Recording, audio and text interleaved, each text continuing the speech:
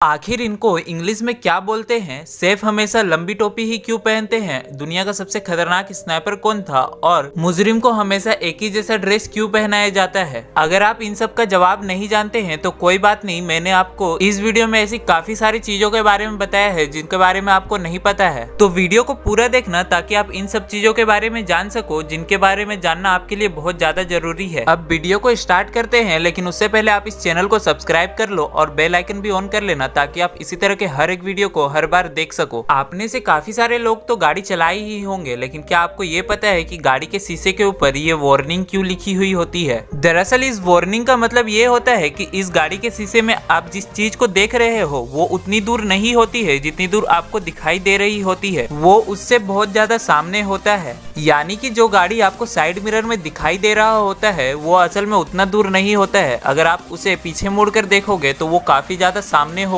इसलिए मिरर पर ये वार्निंग लिखी जाती है। क्या आपको ये पता है कि आखिर सभी कैदी को एक जैसे ही कपड़े क्यों पहनाए जाते हैं? दरअसल जो ये कैदी होते हैं इनका जीवन जेल के अंदर एक आम नागरिक से बिल्कुल अलग होता है। यह अपना सभी काम खुद से करते हैं और इनके ऊपर वहाँ के जेलर द्वारा काफी कड़ी निगरानी रखी जाती है। ऐसे में इन सभी को एक जैसा कपड़ा देने से इनके बीच में समानता बनी रहती है और अगर गलती से ये कभी भाग गए तो इनको पकड़ने में आसानी होती है। जेल के बाहर के लोग इस तरह के कपड़े नहीं पहनते हैं, तो कोई भी अगर आम व्यक्ति इन कैदियों को देखेगा तो पुलिस को सूचना दे देगा, जिनके कारण से पुलिस इन सबको आसानी से पकड़ लेंगे। क्या आपने कभी नोटिस किया है कि आखिर प्लास्टिक के कुर्सी के बीच में ये छेद क्यों होती है? अगर आपको ये लगता है कि ये छेद सिर्फ कुर्सी को उठाने के लिए होता है तो आप बिल्कुल गलत हैं। जैसा कि आप लोगों को पता होगा कि स्टूल को एक के ऊपर एक रखा जाता है और अगर ये होल नहीं होगा तो स्टूल आपस में एयर प्रेशर और वैक्यूम की वजह से चिपक जाएंगे और फिर इन्हें अलग करने के लिए बहुत ज्यादा ताकत लगाना पड़ेगा, जिसकी वजह से कुर्सी का टूटने का खतरा होता है। इसलिए प्लास्टिक के कुर्सी के बीच में ये छेद होता है। आप सभी ने ट्रक तो देखा होगा जो इस तरह का दिखाई देता है, लेकिन क्या आपने कभी ये सोचा है कि पानी, तेल और दूध की ट्रक हमेशा गोल ही क्यों होते हैं? जबकि अगर ट्रक डब्बे के आकार का होगा तो इसमें ज्यादा जगह होगा, जिसके वजह से एक साथ इसमें काफी ज्यादा तरल पदार्थ को ले जाया जा सकता है। तरल पदार्थ की ये विशेषता होती है कि ये कोने पे ज्यादा दबाव बनाते हैं, जिससे आयतकार टैंक के कोने जल्दी खराब हो जाएंगे और पानी चूने का खतरा बन जाएगा। जबकि गोलाकार होने पर सभी तरफ बराबर का दबाव लगेगा, जिससे गोलाकार कंटेनर काफी लंबे समय तक चलेगा और रिसाव का खतरा भी नहीं रहेगा। इसी वजह से ये टैंक गोल होते हैं। आप लोगों ने काफी सारे जगहों पे ये देखा होगा कि सैफ हमेशा इस तरह के लंबे टोपी पहनते हैं, लेकिन क्या आपको ये पता है कि सैफ हमेशा इतनी लंबी टोपी क्यों पहनते हैं? दरअसल इसकी कई वजह है। सबसे पहला कि सैफ टोपी इसलिए पहनते हैं ताकि जब वो खाना बना रहे होते हैं तब उनके सर के बाल खाना पे ना गिरे, क्योंकि ऐसा होगा तो फिर कस्टमर को प्रॉब्लम हो सकती है और फिर रेस्टोरेंट का नाम भी खराब हो सकता है। साथ ही जो शेफ की टोपी होती है वो उनके स्किल को भी बताती है। अगर किसी शेफ के सर पर 100 से ज्यादा फूल वाली टोपी होती है तो उसका मतलब ये होता है कि शेफ को 100 तरीके के आमलेट बनाने आते हैं। यही नहीं, शेफ के जो स्कूल होते हैं या फिर बड़े रेस्टोरेंट होते हैं वहाँ पर हर एक प्रकार के शेफ के लिए एक अलग टोपी होती है और जैसे ही शेफ का प्रमोशन होता है वैसे ही उनकी टोपी चेंज की जाती है, बिल्कुल मिलिट्री रैंकिंग की तरह। यह काफी मस्त सा फैक्ट है कि जब दो कान को एक साथ रखा जाता है तो वो एक दिल का आकार बनाता है। दिलचस्प बात यह है कि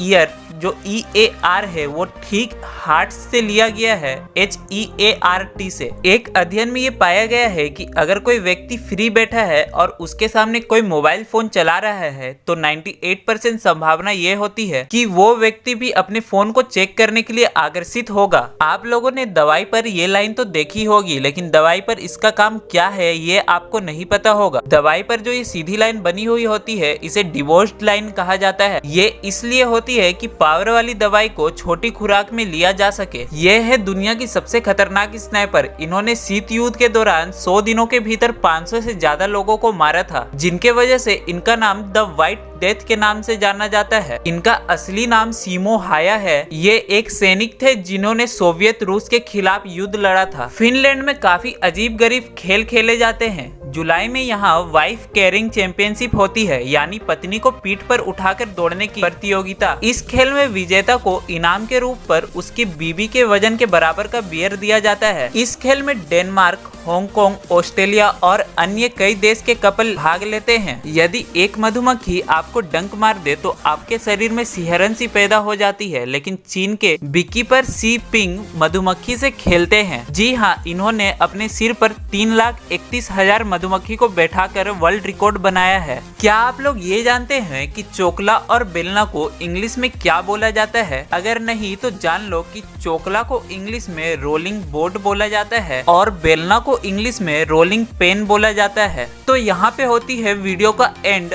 अगर वीडियो पसंद आई तो वीडियो को लाइक कर दो और चैनल को सब्सक्राइब करना मत भूलना।